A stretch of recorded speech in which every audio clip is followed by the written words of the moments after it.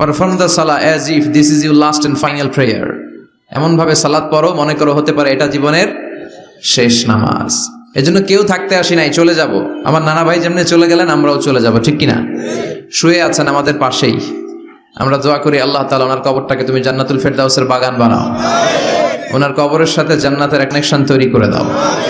আজকের এই প্রোগ্রামের সভাপতিত্ব করছেন মাওলানা গোলাম পরওয়ার সাঈদী আরাফাত, পীর সাহেব আড়াইবাড়ি দরবার শরীফ, কুমিল্লা। আল্লাহ পাক ওনার যোগ্যতাকে আরো বাড়িয়ে দিক। এই মাহফিলগুলোর অ্যারেঞ্জমেন্ট করা হয় যাতে আমাদের জীবনের পরিবর্তন আসে।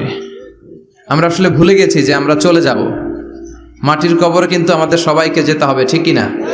একদিন মাটির ভেতরে হবে ঘর রে মন আমার, কেন বান্ধ দালান ঘর, প্রাণ পাখি উড়ে যাবে পিঞ্জর ছেড়ে,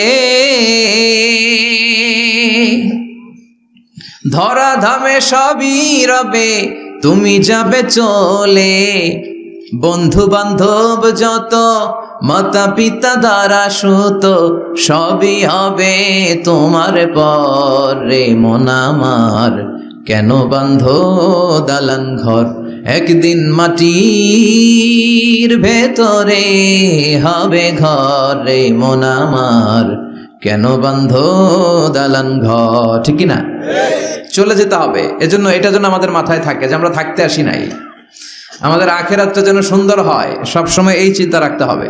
আমাদের মোরাল বেসিস, আমাদের ethical level is going down, ইখলাস তাকওয়া ইজ গোয়িং ডাউন।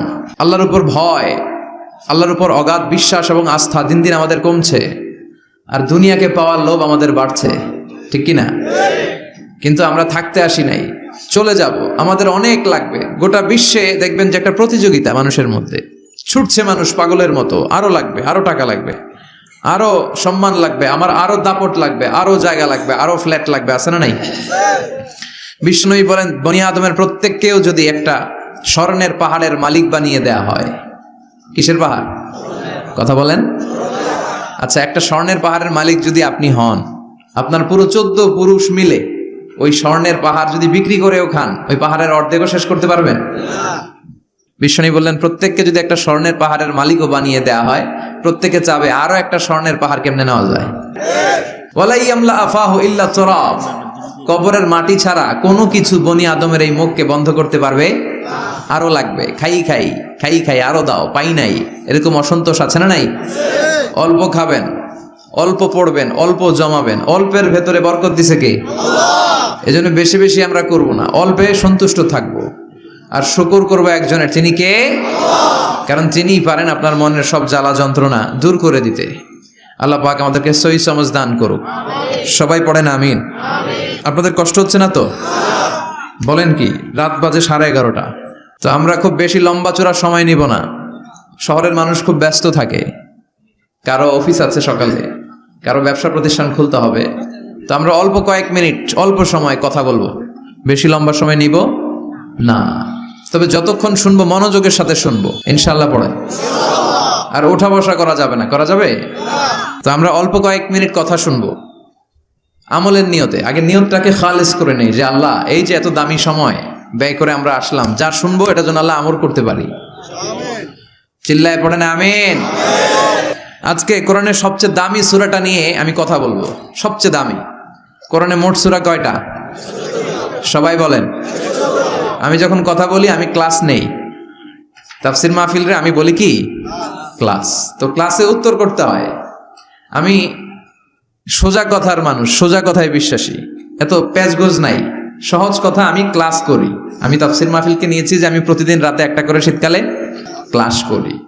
তো এই ক্লাসে উত্তর দিতে হয়। টিচার যদি প্রশ্ন করে উত্তর দেওয়ার দরকার আছে না নাই? আর টিচার প্রশ্ন করে, টিচার শিখায়, ছাত্র অমনোযোগী, ফেল করার সম্ভাবনা আছে না নাই? তো আমরা যেন পাস করতে পারি, ঠিক কিনা? যতক্ষণ কথা বলবো, প্রশ্ন করলে আওয়াজ করে উত্তর দিতে হবে, বাঘের বাচ্চার মতো, ঠিক কিনা? আজকে কোরআনের সবচেয়ে দামি সূরাটা নিয়ে আমি কয়েক মিনিট কথা বলবো, ইনশাআল্লাহ পড়ে। এবার বলেন কোরআনের সবচেয়ে দামি সূরা কি? হ্যাঁ? আর ইখলাস, আর ইয়াসিন, আর আর রহমান, আর বাকারা। বাকারা মানে কি? গাভী মানে কি? গরু। গাভী মানে নাকি গরু? তো গাভীর নামে আল্লাহ কোরআন একটা সূরা দিলেন, গাভীর দুধ খাবেন বেশি বেশি। বিষ্ণু বলতেন আলাইকুম বি আলবানিল বাকার, তোমরা গরুর দুধ খেও। ফাইন্নাহা তুরাম্মু মিনাল আশজার, কেননা গরুর দুধ এটা ঘাস পাতার নির্যাস। গরু কি খায়? ঘাস খায়। আবার বিষ্ণু বলতেন গরুর গোশত খায়ও কম, দুধ খায়ও বেশি, কেননা ফাইন্না ফি লাবানিহা শিফা, গরুর দুধে আছে শিফা, ও ফি লাহমিহা দা, আর গোশতে আছে রোগ। এখন অনেক ডাক্তারের সিরিয়াল দিতে গেলে ডাক্তার বলে লাল গোশত যারা খায় এরা যেন আমার সিরিয়াল না নেয়, কারণ আমি যতই ওষুধ দিব কোনো কাজ করবে না। Red meat is strictly prohibited for my patient. আমার রোগীর জন্য লাল মাংস খাওয়া নিষিদ্ধ। গরুর গোশতের ভেতরে আছে রোগ, কোলেস্টেরল বেশি। খেয়াল রাখবেন, যেই প্রাণীর পা বেশি ওই প্রাণীর গোশতের ভেতরে কোলেস্টেরল বেশি। মাছের পা আছে? কথা বলেন। মাছে কোনো কোলেস্টেরল নেই, সুবহানাল্লাহ পড়েন। মুরগির পা কয়টা? দুইটা, তার মানে কিছু আছে, তাই না? গরুর পা কয়টা? তার মানে কোলেস্টেরলের পরিমাণ বেশি না কম? এবার বলেন চিংড়ি মাছের পা কয়টা? কয় হুজুর হিসাব নাই। তাহলে কোলেস্টেরলেরও হিসাব নাই। এগুলো কম কম খেতে হবে, ঠিক কি না? তো এজন্য দুধ খেতে হবে বেশি। জান্নাতে যারা যাবে আল্লাহ তাআলা জান্নাতীদের জন্য 4টা শারাবান তাহুরা রাখবেন। ওয়াসাকাহুম রাব্বুহুম শারাবান। মাসালুল জান্নাতিল্লাতী ওয়াইদাল মুত্তাকুনা ফিহা আনহারুম মিন মাইন গায়রি আসিন ওয়া আনহারুম মিন লাবানিন লাম ইয়াতাগায়্যার তা'মুহু ওয়া আনহারুম মিন খামরিন লাযযাতিন লিশ-শারিবিন ওয়া আনহারুম মিন আসালিম মুসাফফা। সুবহানাল্লাহ। জান্নাতে যারা ঢুকবে জান্নাতীদের গলায় যেন কোনো তৃষ্ণা না লাগে, এজন্য আল্লাহ তাআলা জান্নাতের ভেতরে 4 ধরনের শারাবান তাহুরার ঝর্ণা রাখবেন। কয় ধরনের? 1 নাম্বার হচ্ছে মিনারেল ওয়াটারের ঝর্ণা। মিনারেল ওয়াটার খান আপনারা? কোনটা খান? মাম খান, কেউ ফ্রেশ খায়, আর অ্যাকুয়াফিনা, আর কি খান? স্পা, আর কিনলে। এটা সবচেয়ে ভালো, এটার মধ্যে ঝামেলা কম, এটা টেস্ট করে জানা গিয়েছে। কিনলে খাবেন, কোকাকোলা কোম্পানির, এটা ভালো পানি। কিনলে সবচেয়ে purified water ever in Bangladesh. বাংলাদেশে পাওয়া পরীক্ষিত সবচাইতে বিশুদ্ধ পানি হচ্ছে কিনলে। তো একজনকে মার্কেটিং করে দিতেছে হুজুরে। ভালো জিনিসের প্রশংসা করতে হয়, ঠিক কিনা? তো জান্নাতে যারা যাবে তাদের জন্য আল্লাহ তাআলা 4 ধরনের শারাবান তাহুরা রাখবে। সুবহানাল্লাহ কইবেন না? 1 নাম্বার মিনারেল ওয়াটার, মিনারেল ওয়াটারের ঝর্ণা, আপনি ওখান থেকে দেদারসে পান করবেন। নাম্বার 2 দুধের ঝর্ণা, দুধের ঝর্ণা, ফ্রেশ মিল্ক এর ঝর্ণা থাকবে। নাম্বার 3 মধুর ঝর্ণা, মধু খাবেন বেশি বেশি, মধুর মধ্যেও শিফা আছে। এই কোরআনে 2টা জিনিসের ক্ষেত্রে আল্লাহ উল্লেখ করেছেন শেফা। এক হচ্ছে কোরআন, কোরআনটা নিজেই শেফা, সুবহানাল্লাহ। আর হচ্ছে দুধ, আর হচ্ছে মধু, মধুর ভিতরে শেফা আছে না নাই? আছে। তো বিশুদ্ধ পানির ঝর্ণা, দুধের ঝর্ণা, মধুর ঝর্ণা, আরেকটা থাকবে মদের ঝর্ণা। সুবহানাল্লাহ বাড়িতে কে বলেন? দুনিয়াতে মদ খাওয়া হারাম করছে কে? আর ওই আল্লাহ জান্নাতে আপনাদেরকে মদ খাওয়াবে। বোতলের মদও আছে, এটার নাম রাহিকুম মাখতুম, সিলড ওয়াইন। মিজাজুহা কাফুরা, কর্পূরের ফ্লেভার থাকবে। মিজাজুহু মিন তাসনিম, তাসনিমের ফ্লেভার থাকবে। মিজাজুহা জনজাবিলা, জিঞ্জার ফ্লেভার, আদার ফ্লেভার থাকবে। সুবহানাল্লাহ পড়ে। কিন্তু ওই মদ খেলে মুখে দুর্গন্ধ হবে না, মাথায় মাতলামি আসবে না। আল্লাহু আকবার। কারণ ওই মদটা জান্নাতের যে সুন্দর সুন্দর সুঘ্রাণওয়ালা গাছ আছে, ফুল আছে, ওই ফুলের নির্যাস থেকে আল্লাহ বানাবেন। সুবহানাল্লাহ পড়েন। তো এজন্য এই 4 ধরনের সুপেয় পানি আল্লাহ তাআলা জান্নাতীদের জন্য রাখবেন। এর চেয়ে দামি একটা পানি রাখবেন, ওইটার নাম হচ্ছে আল কাউসার। কি নাম? পড়েন, ইন্না আ'তাইনাকাল কাউসার ফাসাল্লি লিরাব্বিকা ওয়ানহার ইন্না শানিআকা হুয়াল আবতার। সুবহানাল্লাহ। কাউসারের একটা ঝর্ণা থাকবে। এই কাউসারের পানি আহলা মিনাল আসাল, হাউজে কাউসারের পানি মধুর চেয়েও মিষ্টি। আবিয়াদু মিনাল লাবান, দুধের চেয়েও সাদা। আবরাদু মিনাস সালজ, বরফের চেয়েও ঠান্ডা। এক ঢোক যে খাবে চিরকালের জন্য তৃষ্ণা মিটে যাবে। এই সবগুলো যেন আল্লাহ আমরা পান করতে পারি। আর জোরে পড়েন আমিন। জান্নাত এমন জায়গা যে জায়গায় শুধু শান্তি আর শান্তি। জান্নাতে অশান্তি আছে? মারামারি, কাটাকাটি, কিলাকিলি, হরতাল, টেনশন, ব্যারাম আছে কি? আরাম। জান্নাতে আছে কি? নাই কি? ব্যারাম। আরামের জায়গা, কোনো টেনশন নাই। জান্নাতের ভিতরে রোদ নাই, বৃষ্টি নাই, ভূমিকম্প আছে? দুনিয়াতে ভূমিকম্পের টেনশন হয় না? বন্যা আছে জান্নাতে? পুলিশের দৌড়ানি, র্যাবের দৌড়ানি আছে? বাড়ি ভাড়ার টেনশন, বিদ্যুৎ বিল, গ্যাসের বিল, ঘুমে ধরে না আমাদের, ঠিক কি না? জান্নাতে কোনো টেনশন না। জান্নাত হচ্ছে আরামের জায়গা। আপনারা যারা যাবেন জান্নাতে 60 হাত লম্বা হয়ে ঢুকবেন। আহলুল জান্নাতে জুরদা ওয়া মুরদা, জান্নাতীরা হবে পশমবিহীন। এই যে দুনিয়াতে দাড়ি রাখা ওয়াজিব বা সুন্নাতে মুআক্কাদা, কিন্তু জান্নাতীদের গালে কোনো দাড়ি থাকবে না, মোজ থাকবে না, গায়ে পশম থাকবে না। আবনাউ সালাসিন ওয়া সালাসিন, সব জান্নাতি পুরুষরা হবে 33 বছরের তাগড়া যুবক। আল্লাহ, এখানে যেমনি আমরা একত্রিত হলাম, তোমার জান্নাতেও যেন আমরা একত্রিত হতে পারি, তুমি তৌফিক দাও। আর জোরে পড়েন আমিন। এতগুলো কথা কোত্থেকে এসেছে জানেন? জিজ্ঞেস করেছিলাম সবচেয়ে দামি সূরা কোনটা? একজন বলছে বাকারা। বাকারা মানে গাভী, গাভী থেকে দুধ, দুধ থেকে জান্নাত। সুবহানাল্লাহ পড়েন। কোরআনের কথা শেষ হতে চায় না, ইন্টার রিলেটেড, তাই না? একটার সাথে আরেকটা মিলে থাকে। খেয়াল রাখবেন, আল্লাহর কথা রাসূলের কথায় কোনো ফাঁকফোকর নাই, আছে? এজন্য এই দুইজনের কথাই আমরা মানব। বিদায় হজের ভাষণে বিশ্বনবী বলেছিলেন, লাকাদ তারাকতু ফীকুম আমরাইন লান তাদিল্লু মা তামাসসাকতুম বিহিমা কিতাবাল্লাহ ওয়া সুন্নাত রাসূলি। আমি তো চলে যাব, রেখে যাব দুটো জিনিস, যদি দুটো জিনিসকে মেনে চলো কখনো বিভ্রান্ত হবে না। একটা হচ্ছে আল্লাহর কিতাব, আর একটা হচ্ছে বিশ্বনবীর সুন্নাহ। এই দুইটা আমরা আঁকড়ে ধরবো। রাজি আছেন তো? পৃথিবী যেদিকে যাক, আমি থাকবো দুইটা নিয়ে, ইনশাআল্লাহ। পড়েন। কোরআনের সবচেয়ে দামি সূরা কোনটা বলেন? ফাতিহা। কিছু বলতেছে ফাতিহা, পিছনের ভাইরা কি বলবেন? হ্যাঁ, ইয়াসিন। আর আচ্ছা, এবার বলেন, আমি সহজ করে দিই, বলেন কোন সূরা না পড়লে নামাজ হয় না? এবার ক্লু পাইছে, এবার ক্লু পেয়েছে। এই সূরা ছাড়া নামাজ হয় না। আমি যদি পড়াই হবে না, এই মসজিদের ইমাম সাহেব পড়াইলে হবে না, কিন্তু বাইতুল মুকাররমের ক্ষতি পড়াইলে আবার হবে। হবে না? শায়েখ আব্দুর রহমান সুদাইস পড়ালে তো হবেই।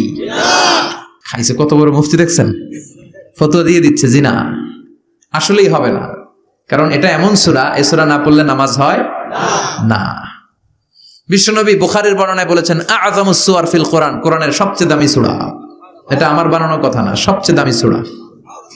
এই সূরার মতো সূরা কোরআনে তো নাই, তাওরাতের ভেতরেও নাই, ইনজিলের ভেতরেও নাই, জাবুরের ভেতরেও নাই। 60টা মাত্র আয়াত। কয়টা? কার কার মুখস্থ নাই হাত তোলেন। সূরা ফাতিহা মুখস্থ নাই কার কার? হাত তোলেন। হিন্দু ভাই নাই কেউ?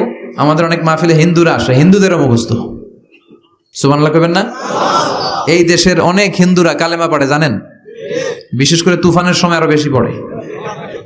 কক্সবাজারে যখন জলোচ্ছ্বাস হয়, তখন মহেশখালীতে যে বৌদ্ধ মন্দির আছে, স্বর্ণ মন্দির, ওই বৌদ্ধ মন্দিরের গৌতম বুদ্ধের যারা অনুসারী, তারা নিচে নেমে আসে তুফান দেখে, আর বলে লা ইলাহা। ওরা বোঝে তুফান থেকে শুধু একটা কালেমাই বাঁচাতে পারে, আল্লাহ ছাড়া বিপদ থেকে কেউ বাঁচাতে পারে না। আমি একবার লঞ্চের ভেতরে তুফানে পড়ছিলাম, তো লঞ্চ ডুবে যাবে তুফানের ধাক্কায়। তো দেখলাম লঞ্চের ভেতরে শুধু মুসলমানরাই জিকির করে না, হিন্দুরাও জিকির করে। তুফান থেমে যায়, জিকিরও থেমে যায়। কত বড় ডাকাত! তুফান শুরু, জিকিরও। সবার মুখে এক চিৎকার, বাঁচাও। আমি বললাম, কে বাঁচাবে? কেউ রাম নেই। ভাবছে আমি দোয়া কালাম পড়লে বেঁচে যাবে। তো আমি বললাম, আমি যে বাঁচাবো, আমারে বাঁচাবে কি? মনে রাখবেন, কেউ বাঁচাতে পারে না, একজন ছাড়া। চিৎকার করে বলতে হবে, তিনি কে? কোরআনের সবচেয়ে দামি সূরার নাম সবাই বলেন। এই সূরাতুল ফাতিহার মাত্র 7টা আয়াত। কয়টা আয়াত? এই 7টা আয়াত নিয়ে কয়েক মিনিট একটু আল্লাহর রাস্তায় কুরবানি করা যাবে না? কান দুইটা খরগোশের মতো খাড়া করেন। খরগোশ কান খাড়া করে শুনে, এজন্য খুব পিন ড্রপ সাইলেন্ট, পিন পতন নীরবতাও খরগোশ কান দিয়ে শুনতে পায়। এই সূরাটা হচ্ছে আউয়ালু সূরা নাযালা কামিলান মিনাল কোরআন, কোরআনের সর্বপ্রথম নাজিল হওয়া পূর্ণাঙ্গ সূরা। এই সূরার আগে কোন সূরা পূর্ণাঙ্গ একসাথে নাজিল হয় নাই। কোন সূরার 5 আয়াত, 10 আয়াত, 20 আয়াত। আপনারা যে এখন সুন্দর কোরআন দেখতেছেন, বিশ্বনবীর সময় কি এই কোরআন ছিল? না। 23 বছরের লম্বা জিন্দেগিতে বিশ্বনবীর কাছে এই কোরআন নাজিল হয়েছে। পরবর্তীতে এটার কম্পাইলেশন করা হয়েছে, scripture, holy scripture, the Quran, whereof there is no doubt, no suspicion in it, and a guidance to those who are muttaqin. এটা এমন বই যেটাতে আল্লাহ কোনো ভুল রাখে নাই, মুত্তাকিনদের জন্য এটা পথ নির্দেশিকা হিসেবে আল্লাহ পাঠিয়েছে। পড়েন সুবহানাল্লাহ। তো সূরাতুল ফাতিহার আগে অনেক সূরা নাজিল হয়েছে, কিন্তু একটু একটু করে, পুরোটা একসাথে না। এই সূরাটা পুরোটা একসাথে সর্বপ্রথম নাজিল হয়েছে।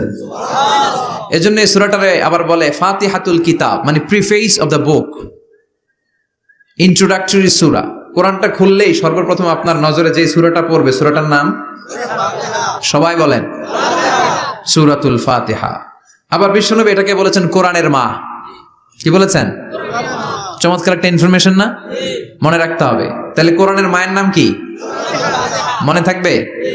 বলেন তো, সকল পৃথিবীর সব শহরের জনপদের মায়ের নাম কি? মাক্কাতুল মুকাররমা।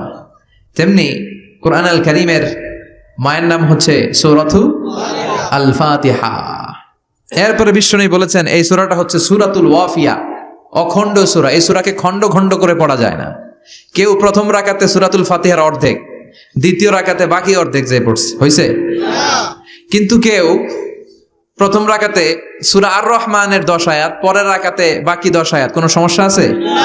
সমস্যা নাই। তার মানে এই সূরার নাম সূরাতুল ওয়াফিয়া, অখণ্ড সূরা। মানে এই সূরাকে খণ্ড খণ্ড করে পড়া যায় না, পড়লে পুরোটাই পড়তে হয়। সুবহানাল্লাহ পড়েন। আবার এই সূরার আরেকটা নাম হচ্ছে সূরাতুদ দুআ, দোয়ার সূরা। কিসের সূরা? কেমন করে আল্লাহর কাছে প্রার্থনা করতে হয়, দোয়া করতে হয়, ফরিয়াদ করতে হয়, সে কথা এই সূরার ভেতরে আছে না নাই? কারণ এই সূরাতে আমরা প্রতিদিন একটা দোয়া করি, ইহদিনাস সিরাতাল মুস্তাকিম। মানে কি? আল্লাহ আমাকে সরল সঠিক পথ দেখাও। আমাদেরকে পথ দেখায় কে? চিল্লায় বলেন। আমি যদি কোনদিন পথে ভুলে যাই, হাত ছানি দিয়ে কাছে নিও, মমতার বন্ধনে আমায় বেঁধে সব ভুল ক্ষমা করে দিও।